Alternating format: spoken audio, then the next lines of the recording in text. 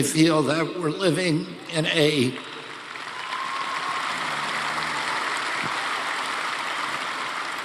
and you remember a couple of years ago when they had the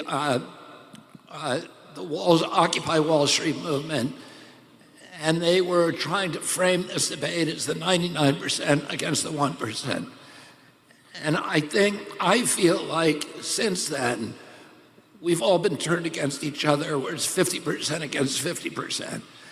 And that, when the king and queen go out on the balustrades of their castle, and they look out across their people and they're all fighting each other, they go back to the banquet hall and they pop champagne corks because they know nobody's coming over the wall against them.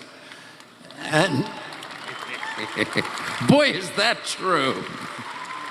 And I think, so many of I announced my campaign almost 18 months ago. And what I said at that point is, I'm not going to feed into the vitriol or the anger or the name calling.